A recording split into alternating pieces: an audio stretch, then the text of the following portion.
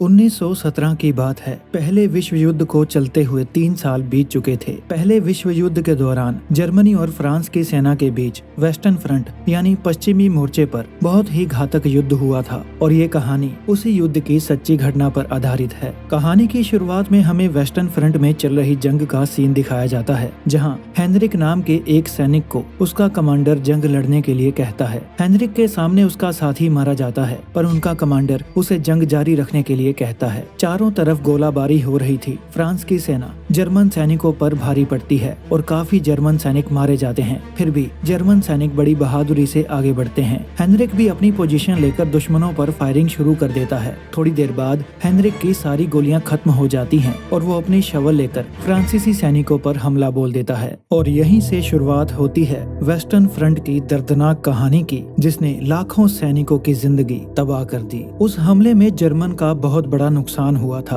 उनके ढेर सारे सैनिक मारे गए थे। जंग के बाद कुछ सैनिक मरे हुए सैनिकों के कपड़े, जूते और बाकी सामान उतारकर उसे अलग रख रहे थे, ताकि उन्हें ठीक करके सेना की नई कंपनी को दिया जा सके। वो कपड़ों को इकट्ठा करके उन्हें धोने के लिए भेज देते हैं। गोलियों से छलनी और खून से लथपथ कपड़ों को जब पानी में डाला जाता है तो पानी का रंग भी खून की तरह लाल हो जाता है। वो कपड़ों को सुखाकर उन्हें मशीन से सिलाई करके ठीक कर देते थे, ताकि देखने में वो नए जैसे लगें। वेस्टर्न फ्रंट पर जर्मन सैनिक बड़ी तादाद में मर रहे थे और नए सैनिकों को देने के लिए उनके पास कपड़ों की भी कमी आ चुकी थी। लेकिन जंग को जारी रखने के लिए जर्मन सेना का जनरल नए नए सैनिकों को भर्ती कर रहा था। वो किसी भी कीमत पर फ्रांस की सेना से हारना नहीं चाहता था। इसके बाद हम पॉल को देखते हैं, जो साइकिल पर बैठकर कहीं जा रहा होता है। वो अपने 3 दोस्तों से मिलता है, जिनका नाम क्रूप, फ्रांस और लुडविग होता है। वो तीनों आर्मी ज्वाइन करने के लिए आए थे, लेकिन पॉल की माँ नहीं चाहती थी कि वो जंग में लड़ने के लिए जाए, तो उसकी माँ ने उसके डॉक्यूमेंट्स पर सिग्नेचर नहीं किए थे। लेकिन पॉल अपनी मर्दानगी साबित करना चाहता था, इसलिए वो अपनी माँ के नकली दस्तखत खुद ही कर देता है और सेना में भर्ती होने के लिए चला जाता है। सेना का एक ऑफिसर उन सबको जोशीला भाषण देता है और जर्मनी की सेना में उनका स्वागत करता है। वो सभी जवान 17 साल की उम्र के होते हैं, जो जंग में जाने के लिए काफी उत्सुक थे, लेकिन उन्हें अंदाजा भी नहीं था कि जंग में उनके साथ क्या होने वाला है। फिर सभी सैनिकों को उनकी यूनिफॉर्म दी जाती है।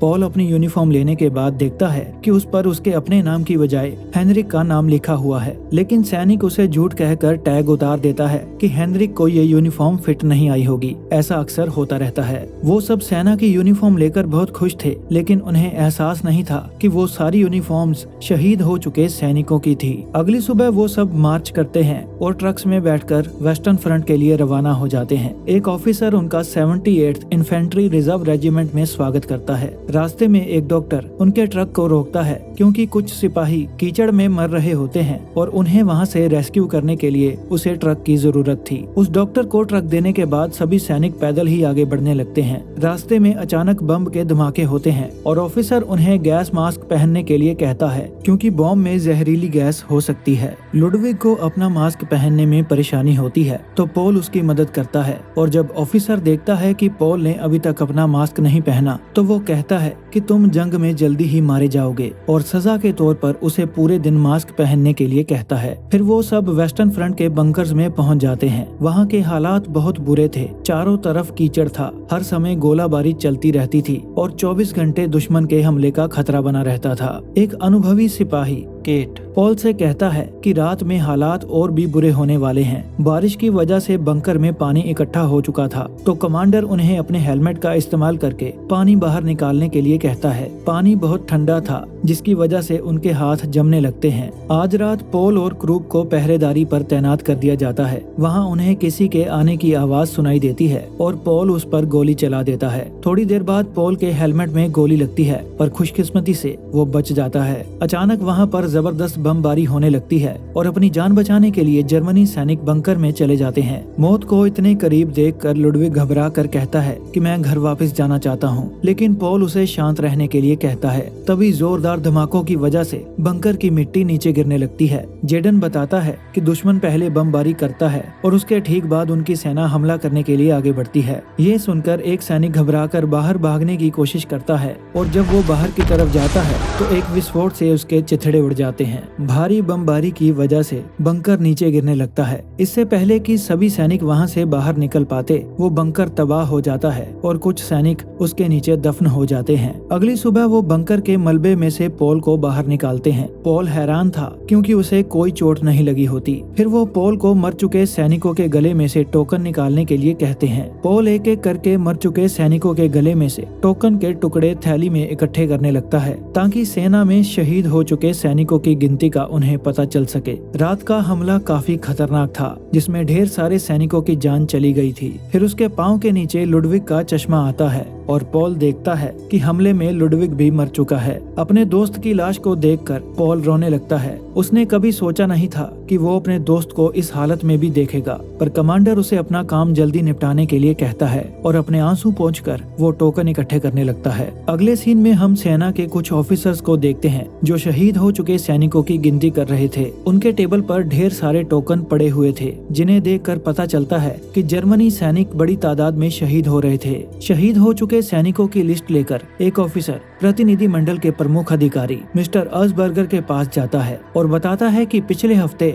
हमारे 40,000 सैनिक मारे जा चुके हैं। अस्बर्गर कहता है कि हम जानते हैं कि सब खत्म हो चुका है। अगले सीन में हम पॉल और उसके साथी सैनिक केट को एक फार्म से बतख चुराते हुए देखते हैं। फार्म का किसान उन्हें चोरी करते देख लेता है और उन पर गोली भी चलाता है, लेकिन वो बचकर वहाँ से भाग जाते हैं। शाम को वो सब मिलकर बतख की दावत खाते हैं क्योंकि कई दिनों से उन्हें सिर्फ एक ही तरह का खाना दिया जा रहा था जो उनकी भूख के लिए काफी नहीं था, इसलिए अपनी जान जोखिम में डालकर उन्होंने बतख चुराई थी। अगली सुबह उन्हें कुछ लड़कियां नजर आती हैं और फ्रांस उनके पास मदद करने के बहाने चला जाता है। कुछ देर बाद उन्हें अपने खत मिलते हैं जो उनके घर वालों ने लिखे होते हैं। केट एक मोची था जो पढ़ लिख नहीं सकता था, इसलिए वो अपना खत पढ़ने के लिए पॉल को देता है। उसका खत पढ़ते पढ़ते पॉल को पता चलता है कि केट का बेटा मर गया था। जर्मन सेना की 60 सैनिकों की एक टुकड़ी लापता हो गई थी, तो पॉल और उसके साथियों को उन्हें ढूंढने के लिए कहा जाता है। वो उनको ढूंढते हुए एक बिल्डिंग के पास चले जाते हैं और देखते हैं कि गैस की वजह से वो सभी सैनिक मारे जा चुके थे।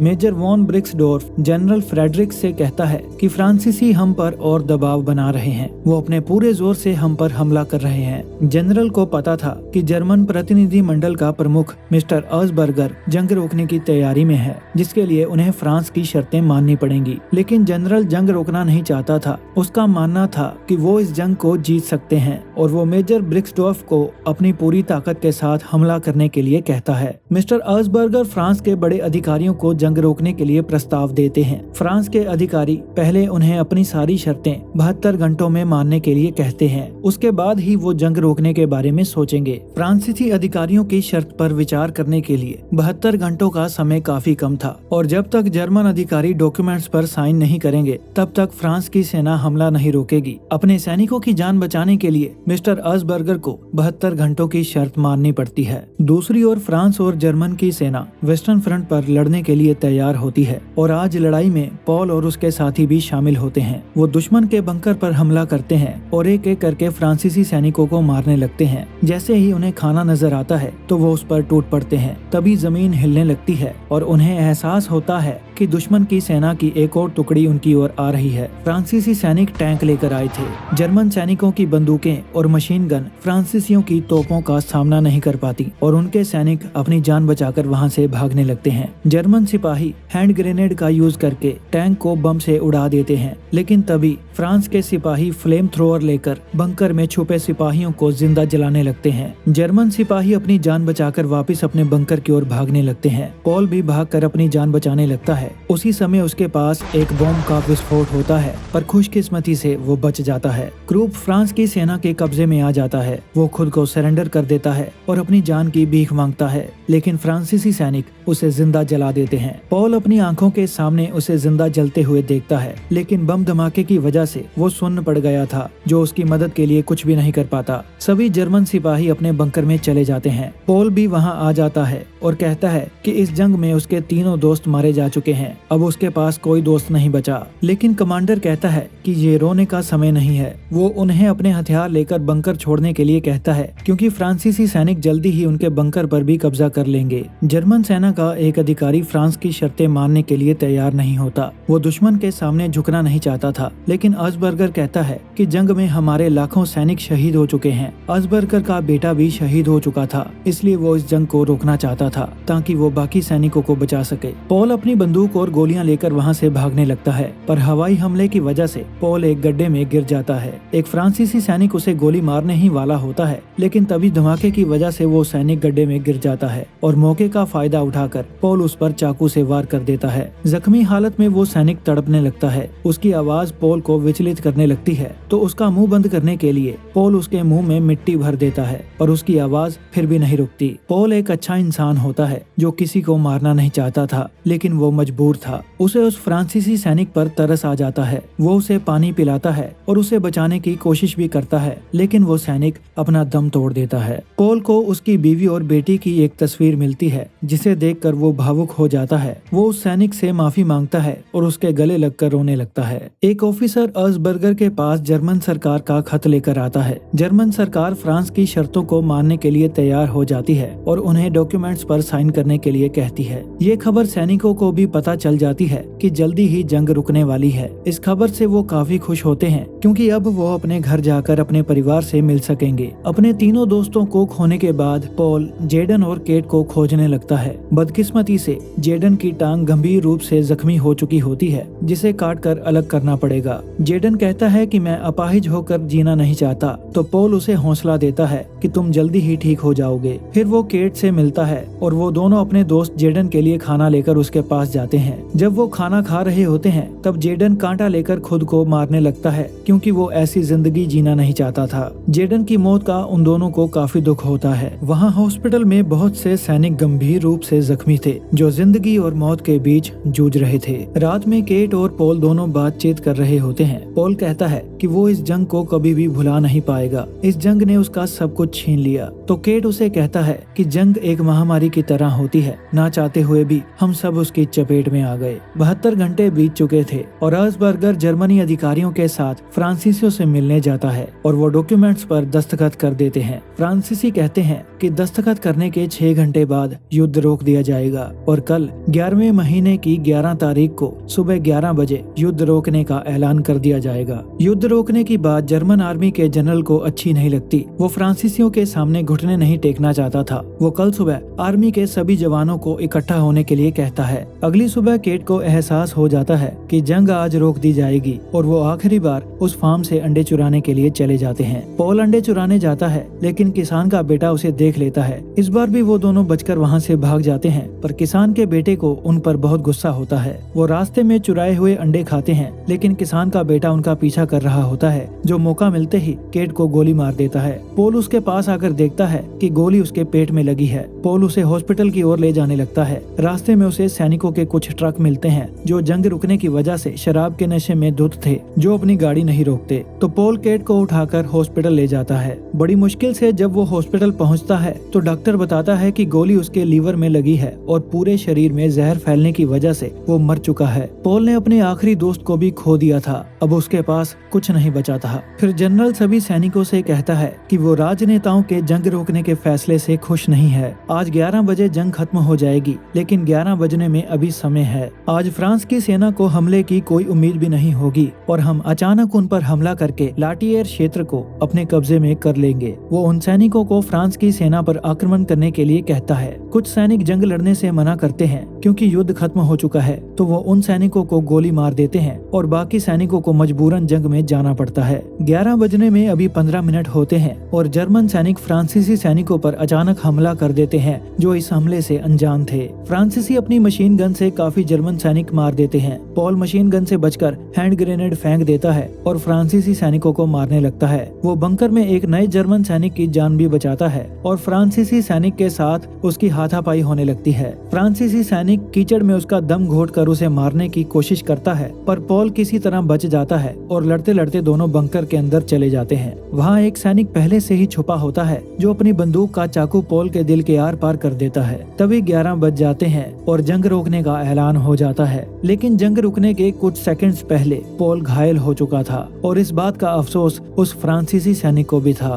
पॉल बंकर से बाहर आ जाता है। चारों तरफ हवा में उड़ती राख उन लाखों शहीद हो चुके सैनिकों की याद दिला रही थी जो इस युद्ध में मारे गए थे। फिर मेजर ब्रिक्सडॉर्फ उस नए सिपाही के पास आकर उसे सबके टोकन इकट्ठे करने के लिए कहता है। वो एक एक करके शहीद हो चुके जर्मन सैनिकों के टोकन इकट्ठे करने लगता है। फिर वो पॉल के पास पहुंचता है और उसे मरा हुआ देखकर सुन्न पड़ जाता है, क्योंकि पॉल ने उस सैनिक की जान बचाने के लिए अपनी कुर्बानी दे दी थी। पॉल एक अच्छा लड़का था जिसके अंदर इंसानियत थी। जब वो सेना में भर्ती हुआ था तो उसने सोचा नहीं था कि उसके साथ ऐसा होगा। इस जंग में उसने अपना सब कुछ खो दिया और अंत में खुद भी शहीद हो गया। 1914 से लेकर 1918 तक चले इस विश्व युद्ध में सिर्फ वेस्टर्न फ्रंट पर जमीन के एक छोटे से हिस्से को लेकर 30 लाख से भी ज्यादा सैनिक शहीद हो गए थे और पहले विश्व युद्ध में लगभग 1,70,00,000 जवान शहीद हो गए थे। जंग एक महामारी की तरह होती है जो किसी की तरफदारी नहीं करती। इसकी चपेट में जो भी आता है वो राख बन जाता है। जंग कहीं भी हो, अंजाम सिर्फ एक ही होता है, तबाही। आई होप ये कहानी आपको कुछ जरूर सिखाएगी। अगर आपको ये कहानी अच्छी लगी है तो वीडियो को लाइक करें, हमारे चैनल को सब्सक्राइब करें और कमेंट्स में अपने व्यूज जरूर बताएं।